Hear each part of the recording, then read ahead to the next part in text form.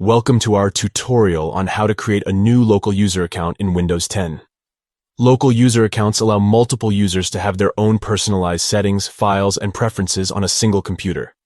In this video, we'll guide you through the step-by-step process. Let's get started. Step 1. Press the Start button located in the bottom left corner of your screen. Step 2. From the Start menu, go to Settings. You can find the Settings icon represented by a gear-shaped symbol. Step 3. In the Settings window, navigate to the Accounts category. Step 4. Select Family and Other People from the left pane. Step 5. Click on the plus Add Someone Else to this PC option. It may be located at the bottom under the Other People category, so you might need to scroll down. This action will prompt a window to appear. Step 6.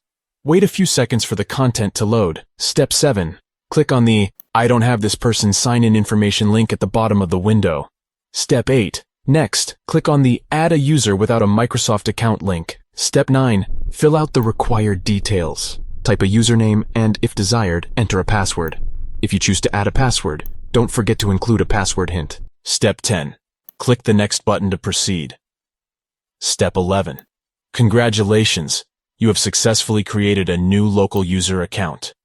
The account will now appear under the Other People header.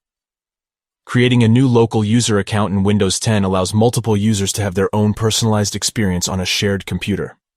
Enjoy the benefits of individualized settings and files. If you found this tutorial helpful, please give this video a thumbs up and consider subscribing to our channel for more Windows 10 tips and tutorials. Thank you for watching, and stay tuned for more informative content.